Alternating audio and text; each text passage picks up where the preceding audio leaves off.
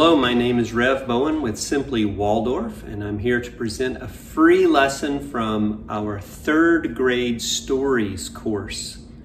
In third grade, we use the Old Testament stories as part of the curriculum, feeding the language arts lessons and the math lessons. And so this is one of those stories, probably one that you recognize if you're at all familiar with these stories. This is the story of Moses, with the help of God, miraculously parting the Red Sea. And so briefly, let me just say that these stories are presented only as one collection of very good stories, told with the same amount of conviction that we tell the stories from the Norse mythologies in fourth grade, or the stories from Babylonia and Egypt and Greece in fifth grade. So there's no attempt at all to create or indoctrinate a belief system. There's no attempt to get anyone to change their religious beliefs or adopt any religious beliefs. These are just good stories that correspond really well to where the third grader is in their life of becoming. So I hope you enjoy this lesson and stick around at the end for a little message afterward.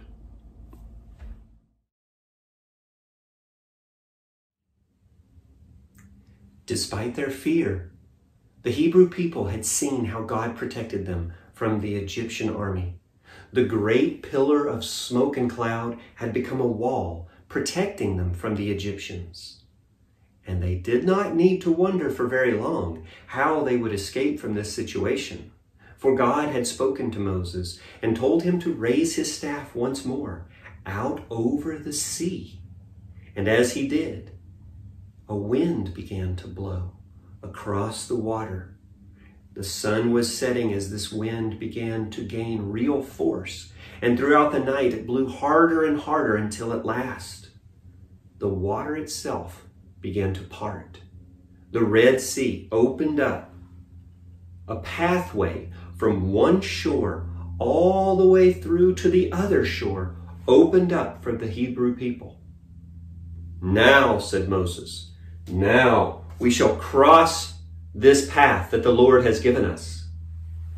And the Hebrew people throughout the night crossed through the parted Red Sea. It took many hours to move this many people across, but just before morning, they were making it to the other shore.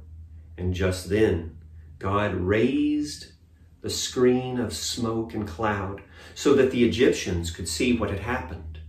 Pharaoh saw this open pathway through the water and the last few Hebrews making it to the far shore.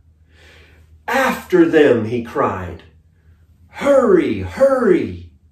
And now all the Egyptian forces began to gallop on their horses and in their chariots, pursuing the Hebrew people with all speed.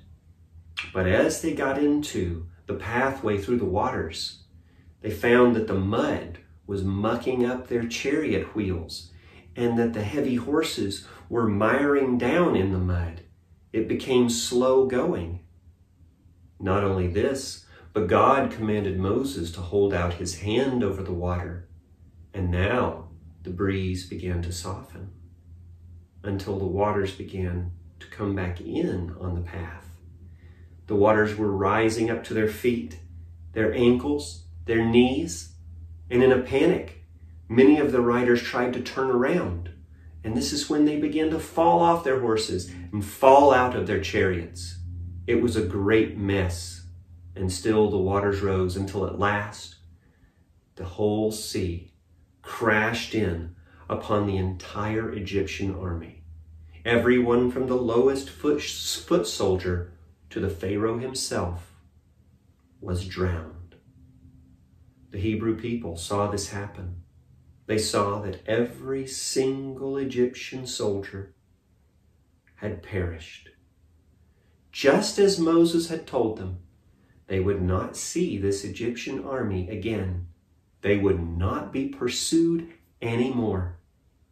They were safe. They were truly free. They began to sing and dance in joy. Led by Moses' sister Miriam, the women began to sing and dance, and the people shouted and sang songs of jubilation. Their hearts were filled with gratitude and awe for God and for God's servant Moses, who had led them out of slavery in Egypt. Where would they go now? They were not worried about that. They had seen the miracles of God, and now they trusted God would care for them always. Well, I hope you enjoyed that story. If you weren't familiar with it, now you are. And if you were, I hope that was a fun reminder of that story. As you can see, very simply presented. It's just a story, just something for the children to experience from one particular culture, as they will, throughout the years of Waldorf education, experience other stories from other cultures. So please visit us at simplywaldorf.com to check out this course, third grade stories, as well as the many other courses that we offer. Thanks so much.